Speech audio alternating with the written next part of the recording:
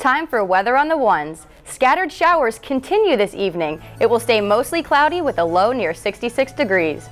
The ferry was originally set up for commuters, but now most of the riders are simply here to see the sights. Police are searching for a man suspected of violently robbing several people in Upper Manhattan subway stations. Investigators want to speak with the man seen in this surveillance video. It may be hot and everyone's sweating, but there's no better place to be during this heat wave. As of now, the university doesn't have the resources to enforce this policy. The University Senate is leaning towards simply having a respect-based policy. But will this be effective? Now, there are numerous bridges that run over the Gowanus Canal, and Robert has photographed all of them. But this one here just happens to be his favorite. For more ideas, go online to ny1.com. Brittany Sena, New York 1. Even with campus closed, Jason's Deli was open, and sandwiches still had to be made. The threat of bad weather left Jason's Deli general manager, Bryce Lauman, worried about his employees' drive home.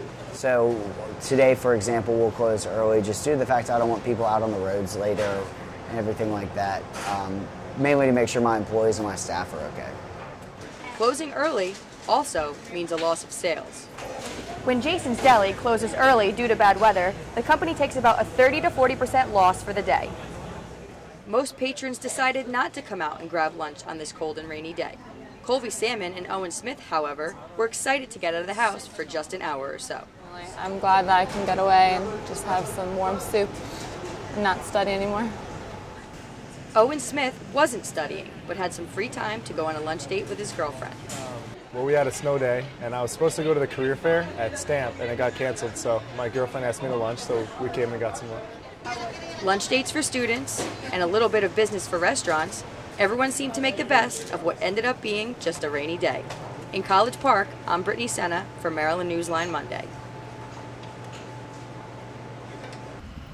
Junior history major Malcolm McMillan has been a smoker for years, but recent health trends are leaving him with fewer places to smoke. You know, we're not allowed to smoke in restaurants or bars in Maryland, and it's not like, you know, anyone gets really that upset about that. Currently, there is a smoking policy on campus. Smoking is prohibited within 15 feet of any building entrance. As of July 1st, 2013, smoking will be prohibited everywhere on campus. Sasha Azar, president of the Resident Hall Association, has been the voice of both smokers and non-smokers throughout this process. It's to have healthier campuses. The University Senate surveyed all students living on campus, and smokers and non-smokers both agreed there should be a designated location on campus where people can go to smoke. As of now, the university doesn't have the resources to enforce this policy. The University Senate is leaning towards simply having a respect-based policy. But will this be effective? Some say there are very good reasons for requesting these smoking areas. The main reason why people said that was because of safety. I mean, we have such a large campus that to even get anywhere off campus might take you like 10 to 20 minutes to even walk there. Even with these new rules and regulations, some students still aren't motivated to quit. My addiction right now, it's at a different level, I guess. There's different motivating factors, and this ban one way or the other, I don't think it's really going to change that for me personally. Except his smoking habits will have to change. It may not affect his desire to smoke, but it will affect where he can do it. In College Park, I'm Brittany Sena for Maryland Newsline Monday. I'm Brittany Sena, and here are my suggestions for cool things to do across the city. First up, as we celebrate Queens Week here on New York 1, there's no need to labor over ways to enjoy the borough. Hip to Hip Theater Company presents its version of Shakespeare in the Park now through August 18th. See Love's Labor's Lost or The Tempest at parks across Queens. This weekend, check out the 90-minute family-friendly productions at Sunnyside Gardens Park, Gantry Plaza State Park, and Socrates Sculpture Park. It's free. Tonight, Celebrate Brooklyn continues with Les Ballets Jazz de Montreal at 8 p.m. at the Prospect Park Bandshell. It's a whimsical mix of classical ballet and modern styles, and it's free. Check out the new off-Broadway musical, Sheeta.